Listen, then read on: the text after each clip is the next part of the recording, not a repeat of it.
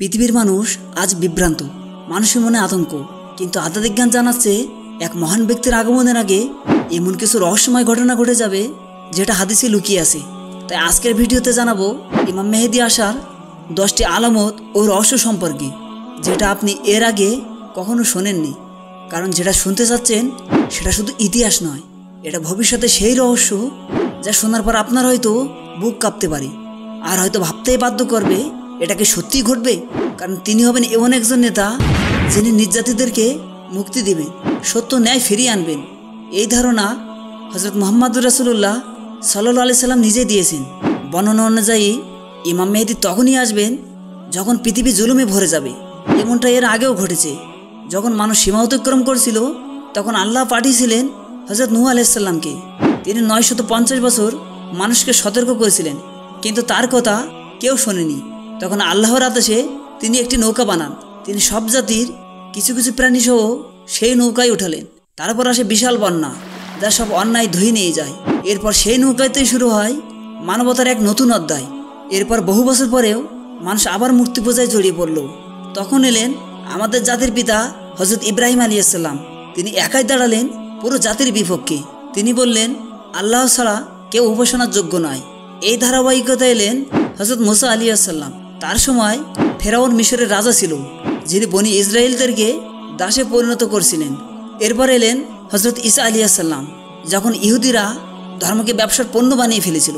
ইসরায়েলের লোকেরা অপেক্ষা করছিল এমন একজনের কথা যা তাদের ধর্মগ্রন্থে ছিল। সেই ব্যক্তি ছিলেন হযরত ঈসা আলাইহিস সালাম। কিন্তু তখনকার শাসকরা তার বিরুদ্ধেও ষড়যন্ত্র করেন। যখন আল্লাহ তাকে রক্ষা করেন এবং চতুর্থ আসমানে উঠিয়ে নেন। আজও মুসলমানরা অপেক্ষা করছে ইমাম মাহাদির জন্য। আজকের পৃথিবী অস্থির, যেদিকে তাকায় দেখি অন্যায়, যুদ্ধ, বিভ্রান্তি আর হানাহানি। মানুষজন দিন দিন হারিয়ে ফেলছে মানবতা, ক্ষমা এবং মমতা। এমন সময়ে সেই নেতা যিনি সমস্ত অন্যায়কে থামিয়ে পৃথিবীতে প্রতিষ্ঠা করবেন ন্যায় বিচার, যিনি মুসলমানদেরকে ঐক্যবদ্ধ করবেন এবং অবশেষে সত্যকে প্রতিষ্ঠা করবেন সারা পৃথিবীতে। পৃথিবীর অন্যান্য ধর্মেও ওনার আগমনের ভবিষ্যৎবাণী করা হয়েছে। আসলে আশ্চর্যের বিষয় হলো দুনিয়ার প্রায় সব বড় বড় ধর্মেই আছে একজন মুক্তিদাতার ধারণা। ইহুদি ধর্মে তিনি মসিহা, খ্রিস্ট ধর্মে তিনি দ্বিতীয়বার আগত যিশু, হিন্দু ধর্মে তিনি কল্কি অবতার, বৌদ্ধ ধর্মে তিনি বুদ্ধ, জরথস্থ ধর্মে বলা হয়েছে একজন ত্রাণকর্তার কথা, যিনি শেষ সময় এসে অশুভ শক্তিকে ধ্বংস করবেন। এইসব বিশ্বাসগুলো একসাথে রাখলে দেখা যায় পৃথিবীর মানুষ যুগে যুগে একজন আদর্শ নেতার প্রত্যাশায় ছিল, যিনি সত্য ও শান্তি ফিরিয়ে দেবেন। আর ইসলাম বলে এই মানুষটি হবেন ইমাম মাহাদি। হাদিসে বলা হয়েছে যখন পৃথিবীতে অন্যায় ছেয়ে যাবে, যখন শক্তিশালী লোকেরা দুর্বলদের উপর জুলুম করবে, যখন মুসলমানরা বিভক্ত হবে, তখন আল্লাহ পাঠাবেন ইমাম মাহাদিকে।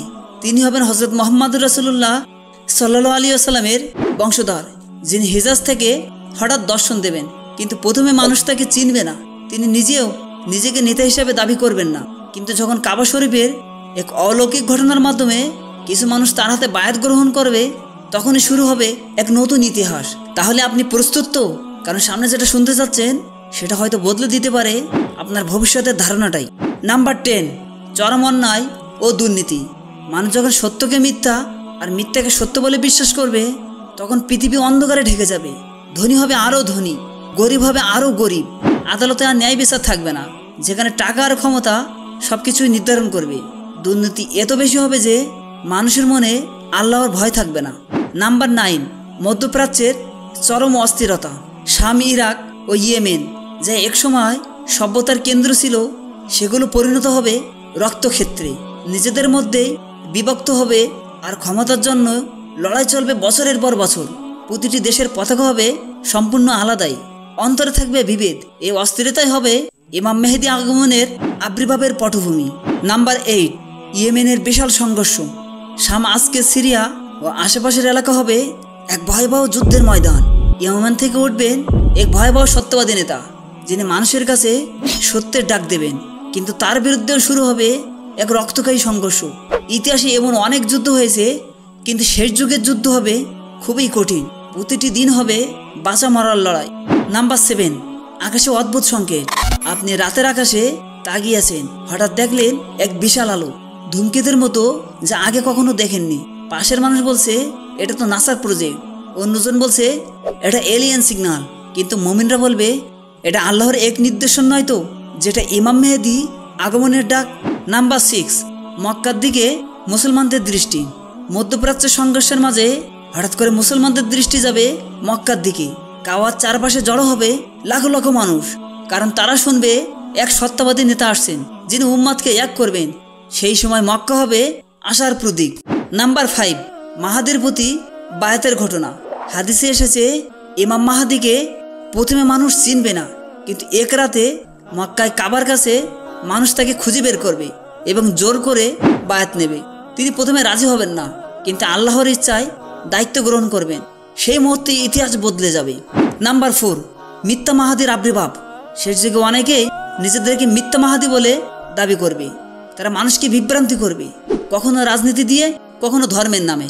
আসলে ইমাম মাহাদিকে চিনতে হলে তখন মানুষের উচিত হবে গুগলে সার্চ নয়, বরঞ্চ সহিহ হাদিস দেখে যাচাই করা। নাম্বার 3, দাজ্জালের আগমনের পূর্ব প্রস্তুতি।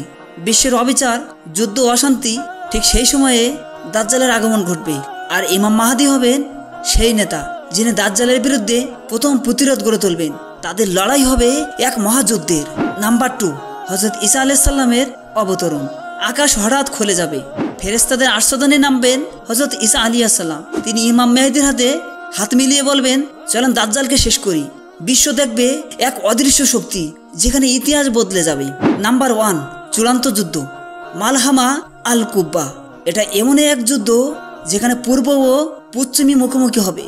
যুদ্ধ এতই তীব্র হবে যে সূর্য ধোঁয়ায় ঢাকা পড়বে, নদী রক্তে লাল হয়ে যাবে। এরপর শুরু হবে ইমাম মাহাদির নেতৃত্বে এক স্বর্ণের যুগ, যা আগে কখনো দেখা যায়নি। আজকের দুনিয়ার দিকে তাকালে কিছু কিছু আলামত আমরা দেখতে পাচ্ছি।